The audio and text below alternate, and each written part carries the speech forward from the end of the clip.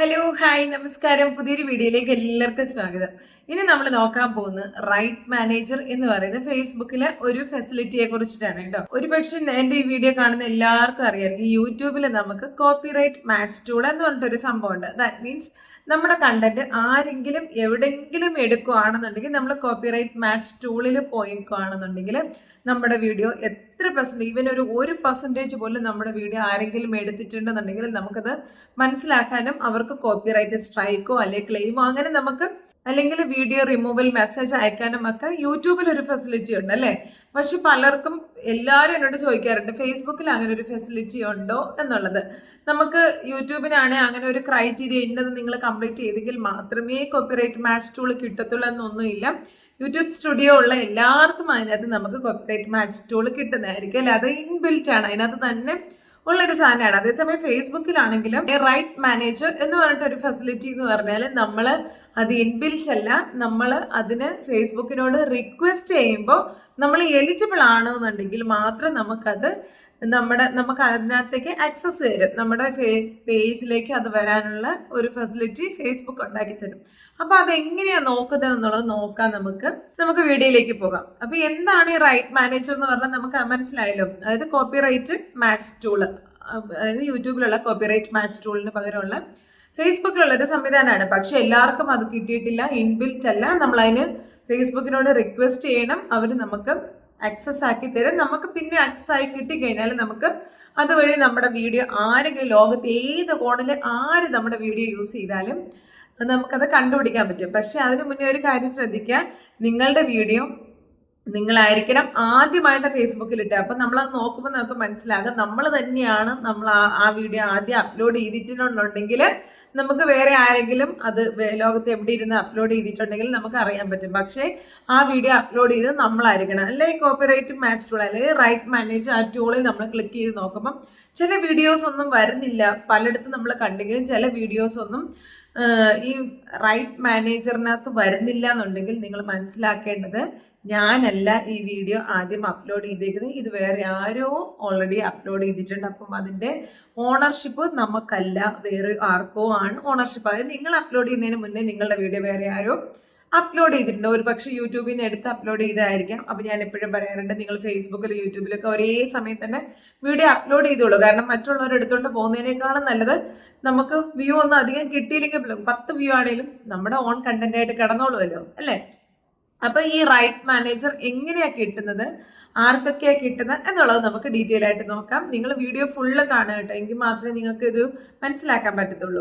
ഈ right manager എന്ന് പറയുന്നത് അതിനകത്തേക്ക് നമുക്ക് ആക്സസ് കിട്ടിയാൽ നമുക്കുള്ള പ്രയോജനം എന്ന് പറഞ്ഞാൽ നമ്മുടെ വീഡിയോസ് എവിടെ ലോകത്ത് എവിടെ ഉണ്ടായാലും അതിനെ നമുക്ക് കണ്ടുപിടിക്കാനും അത് നമ്മളുടെ തന്നെയാണ് എന്നുള്ളത് നമുക്ക് ഉറപ്പാക്കാനും വേണ്ടിയിട്ടാണ് ഈ സംഭവം നമ്മൾ ഇതിലേക്ക് ആക്സസ് കിട്ടാൻ വേണ്ടിയിട്ട് നമ്മൾ ഫേസ്ബുക്കിന് മെസ്സേജ് അയക്കുന്നത്. ഈ കോപ്പിറൈറ്റ് മാച്ച് ടൂൾസിൽ വരുന്ന എന്തൊക്കെയാണെന്ന് നമുക്ക് നോക്കിയാൽ അതിനകത്ത് വീഡിയോ വരും, ഓഡിയോ വരും, അതിനകത്ത് നമ്മുടെ ഇമേജസ് വരും. നമ്മൾ എടുത്തേക്കുന്ന നമ്മുടെ ഓൺ കണ്ടന്റ് ആയ വീഡിയോസ്, ഓഡിയോസ്, ഇമേജസ്, ഈ 3 സാധനത്തിന് നമുക്ക് കോപ്പിറൈറ്റ് എടുക്കാൻ പറ്റും. കോപ്പിറൈറ്റ് എടുക്കുന്നതിനേക്കാൾ ഉപരി നമുക്ക് നമ്മുടെ കണ്ടന്റ് ആരെങ്കിലും എടുത്തോണ്ട് പോയി കഴിഞ്ഞാൽ നമുക്ക് അത് കിട്ടുന്നതായിരിക്കും. ഈ റൈറ്റ് മാനേജറിന് നമുക്ക് ആക്സസ് കിട്ടണം എന്നുണ്ടെങ്കിൽ ആദ്യമായിട്ട് നമ്മൾ ചെയ്യേണ്ടത് നമ്മുടെ ഫേസ്ബുക്ക് പേജ് ഫേസ്ബുക്ക് തന്നെ വെരിഫൈ ചെയ്യണം. അതിനുവേണ്ടി നമ്മൾ 1-2 കാര്യങ്ങൾ ചെയ്യേണ്ടതായിട്ടുണ്ട്. അത് ഞാൻ ഡീറ്റെയിൽ ആയിട്ട് നിങ്ങൾക്ക് ലാസ്റ്റ് പറഞ്ഞു തരുന്നതായിരിക്കും. അപ്പം നമ്മളുടെ പേജ് അവർ വെരിഫൈ ചെയ്യുന്നതായിരിക്കും. വെരിഫൈ ചെയ്ത് അത് നമ്മുടെ പേജ് അതിന് എലിജിബിൾ ആണ് എന്നുണ്ടെങ്കിൽ മാത്രമേ നമുക്ക് അതിനകത്തേക്ക് ഈ റൈറ്റ് മാനേജറിലേക്ക് ആക്സസ് കിട്ടത്തുള്ളൂ. കുറച്ച് ക്രൈറ്റീരിയാസ് അതിന് പറഞ്ഞിട്ടുണ്ട്. നമ്മൾ അതിന് എലിജിബിൾ ആണോ എന്നുള്ളത് ഫേസ്ബുക്ക് ആദ്യം തന്നെ നോക്കും. എലിജിബിൾ ആണോ എന്നുള്ളതെന്ന് പറഞ്ഞാൽ നമ്മുടെ ഫേസ്ബുക്കിന്റെ മോണിറ്റൈസേഷന്റെ എലിജിബിലിറ്റി പോലെ ഇത്ര ഫോളോവേഴ്സ് വേണം, ഇത്ര വാച്ച് അവർ വേണോ എന്നൊന്നുമില്ല. അവർ പറയുന്ന കുറച്ച് ക്രൈറ്റീരിയാസ് നമ്മൾ ഫോളോ ചെയ്യുന്നുണ്ടോ, അതായത് നമ്മുടെ ഓൺ കണ്ടന്റ് തന്നെ ആയിരിക്കണം. വേറെ ആരുടെയെങ്കിലും നമ്മളിപ്പം ചിലപ്പം എവിടെന്നെങ്കിലുമൊക്കെ എടുത്തേക്കാം. ചില കണ്ടന്റുകളൊക്കെ അതിൽ നിന്ന് പകുതി എടുത്തു, നമ്മൾ ഓരോരുത്തരുടെയും ഒക്കെ വീഡിയോ എടുത്തിട്ട് അതിന് റിയാക്ഷൻ കൊടുക്കുന്നു. അങ്ങനെയുള്ളതിനൊന്നും ഒരു പക്ഷേ നമുക്ക് റൈറ്റ് മാനേജർ കിട്ടാനുള്ള സാധ്യത വളരെ കുറവാണ്. നിങ്ങൾ എടുക്കുന്ന ആ വീഡിയോ 100% നിങ്ങളുടെ തന്നെയാണ് എന്ന് ഉറപ്പുണ്ടെങ്കിൽ മാത്രമേ നമ്മളിത് റൈറ്റ് മാനേജർ എന്നുള്ള ആ ഒരു സാധനത്തിന് നമ്മൾ എലിജിബിൾ ആകത്തുള്ളൂ കേട്ടോ. അത് ഫസ്റ്റ് പോയിന്റ്. നമ്മളുടെ കണ്ടന്റ് ഫുൾ ഇമേജ് ആണെങ്കിലും നിങ്ങളുടെ ഓഡിയോ ആണെങ്കിലും വീഡിയോ ആണെങ്കിലും ഈ 3 സാധനങ്ങൾക്കും നമ്മളുടെ ഓൺ കണ്ടന്റ് ആയിരിക്കണം, നമ്മൾ തന്നെ ആയിരിക്കണം അതിന്റെ റൈറ്റ് പേഴ്സൺ. അതായത് അതിന്റെ ഓണർ വേറെ ആരും ആകാൻ പാടില്ല, അതിന്റെ ഫുൾ ഓതറൈസേഷൻ നമ്മൾ തന്നെ ആയിരിക്കണം. അടുത്തതായിട്ട് അവർ പറയുന്ന ഒരു സാധനം തന്നെ, നമ്മൾ ചിലർ ഇങ്ങനെ ഇടാറുണ്ട്, ഒരേ വീഡിയോ തന്നെ 2-3 പ്രാവശ്യം തന്നെ അവരുടെ തന്നെ പേജിൽ ഒരു ചേഞ്ചസും വരുത്താതെ ഇടാറുണ്ട്. അതിനെക്കുറിച്ചൊരു വീഡിയോ ഞാൻ കഴിഞ്ഞ ദിവസം ഇട്ടിട്ടുണ്ടായിരുന്നു. നിങ്ങൾക്ക് ഇഷ്യൂ വരാനുള്ള സാധ്യത 100% ആണെന്നുള്ളത്.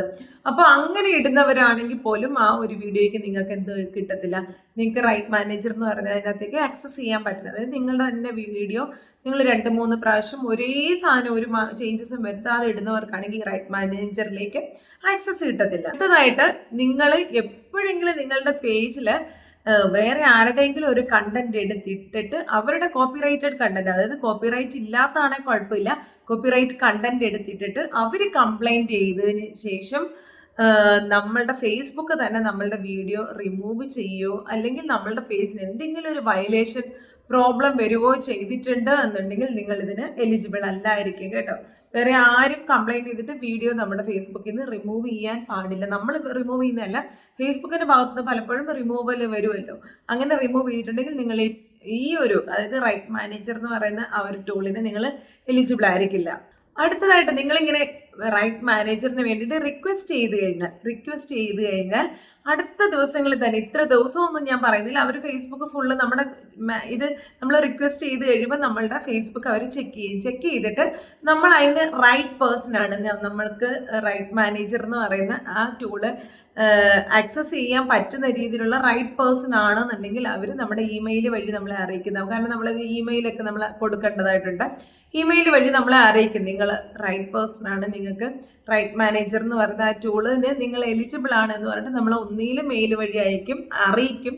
അല്ലാന്നുണ്ടെങ്കിൽ നിങ്ങൾ മെറ്റാ ബിസിനസ് സ്യൂട്ടിൽ ചെക്ക് ചെയ്യുകയാണെങ്കിൽ നമ്മുടെ മോണിറ്റൈസേഷൻ ലെഫ്റ്റ് സൈഡിൽ കുറേ ടൂൾസുകളുണ്ടല്ലോ, മോണിറ്റൈസേഷൻ, ഇൻസൈറ്റ് എന്നൊക്കെ പറഞ്ഞിട്ട് കുറേ ടൂള്. ആ മോണിറ്റൈസേഷൻ്റെ തൊട്ട് താഴെയായിട്ട് റൈറ്റ് മാനേജർ എന്ന് പറഞ്ഞിട്ടൊരു ഓപ്ഷൻ ഓട്ടോമാറ്റിക്കായിട്ട് വരും. ഒന്നുകിൽ നിങ്ങൾ മെയിൽ വഴി അറിയിക്കും, അല്ലാന്നുണ്ടെങ്കിൽ ചിലപ്പോൾ ഫേസ്ബുക്കിന്റെ കാര്യമാണ് എപ്പോഴും മെയിൽ വഴി അറിയിക്കണമെന്നില്ല, ഒരുപക്ഷെ നിങ്ങൾക്ക് അല്ലെങ്കിൽ നോട്ടിഫിക്കേഷൻ വരും. അല്ല ഇതൊന്നും ഇല്ലാന്നുണ്ടെങ്കിൽ ഓട്ടോമാറ്റിക്കായിട്ട് നിങ്ങൾ എലിജിബിൾ ആണെന്നുണ്ടെങ്കിൽ അവിടെ നിങ്ങൾക്ക് ലെഫ്റ്റ് സൈഡിൽ റൈറ്റ് മാനേജർ എന്ന് പറയുന്ന സാധനം വന്നിരിക്കും കേട്ടോ. അടുത്തായിട്ട് നമ്മൾ റൈറ്റ് മാനേജറിന് വേണ്ടി റിക്വസ്റ്റ് ചെയ്തിട്ട് നമുക്കത് അപ്രൂവ് ആയി കിട്ടില്ല, എന്തെങ്കിലും ഒരു ഇഷ്യൂ നമ്മുടെ പേജിന് വന്നിട്ട് നമുക്ക് അപ്രൂവ് ആയി കിട്ടിയില്ല ഒന്നുണ്ടെങ്കിൽ കുറച്ച് ദിവസം നമ്മൾ വെയിറ്റ് ചെയ്യേണ്ടി വരും. ഇപ്പം ഇന്ന് നമ്മൾ കൊടുത്തു, അപ്രൂവൽ കിട്ടിയില്ല എന്നുണ്ടെങ്കിൽ ഉടനെ തന്നെ എന്നാൽ ഒന്നുകൊണ്ടൊന്ന് റിക്വസ്റ്റ് ചെയ്ത് നോക്കാം, അങ്ങനെ നമുക്ക് പറ്റത്തില്ല. ഒരു പ്രാവശ്യം നമ്മൾ റിക്വസ്റ്റ് കൊടുത്തിട്ട് നമുക്ക് അപ്രൂവൽ കിട്ടിയില്ല എന്നുണ്ടെങ്കിൽ 7 ദിവസം കഴിഞ്ഞെങ്കിൽ മാത്രമേ അടുത്തതിന് വേണ്ടി നമ്മൾ വെയിറ്റ് ചെയ്യാൻ പറ്റത്തുള്ളൂ. നമുക്ക് 2 പ്രാവശ്യം റിജക്ഷൻ കിട്ടിയെന്ന് വെച്ചോ, നമ്മൾ അവരെ അക്സെപ്റ്റ് ചെയ്തില്ല, 2 പ്രാവശ്യം റിക്വസ്റ്റ് ചെയ്തു, എന്നിട്ട് അവർ റിജക്റ്റ് ചെയ്യാണ്, നമ്മുടെ പേജിന് എന്തൊക്കെയോ ഇഷ്യൂസ് ഉണ്ട് എന്നുള്ളതുകൊണ്ട് 2 പ്രാവശ്യം അവർ